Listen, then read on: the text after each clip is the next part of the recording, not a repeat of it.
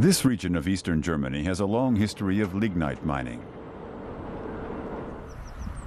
Hans-Dieter Schleuter has been working in the mining sector for 40 years. He's convinced that the ground here still has more treasures to yield. 180 million tons of copper slate, to be precise. Going by the current prices on the global copper market, we're standing on around 7 or 8 billion euros worth of copper.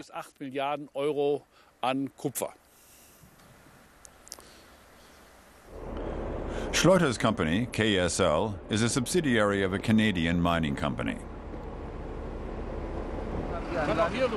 The Canadians are planning to invest 700 million euros in a new mine here. This first means carrying out test drilling at prospective sites.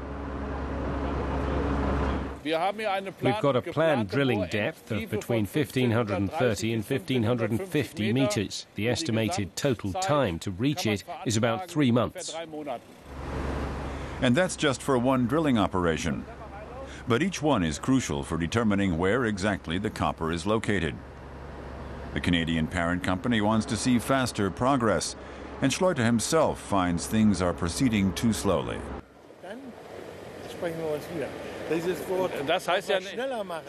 Upping the tempo doesn't mean disregarding safety precautions. It just means having everything run a bit quicker. The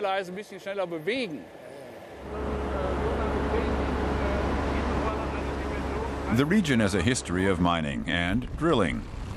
Samples taken in the past are now stored at the Regional Geological Office and provide useful indicators for companies seeking to mine raw materials. Placed in one line, the archive samples would have a combined length of 160 kilometers. Thomas Höding knows every single sample. In the former East Germany, the authorities had plans to mine the copper.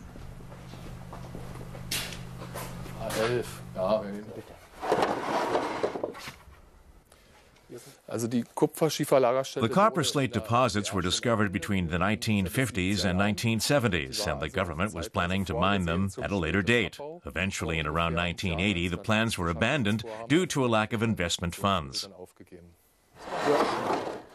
The drilling samples show that Brandenburg is also rich in other minerals.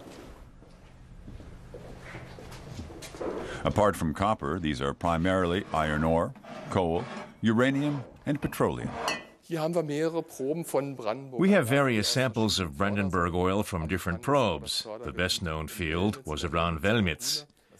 This is classic oil as people know it, dark brown and thick.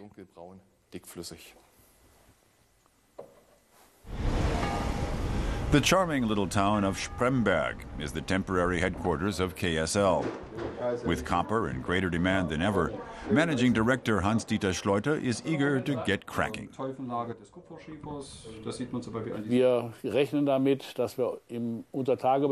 The underground mining will involve various people, from the management down to the miners. We expect around 600 or 700 people working on the project in the medium term. And the same number of jobs again will be created above ground. The copper slate is only visible in these display cabinets, but if all goes to plan, the metal ore will be mined nearby in under 2 years' time. The new jobs mean opposition to the project has been minimal, and unlike the region's open-cast lignite mines, the copper mine will not leave behind an unsightly crater.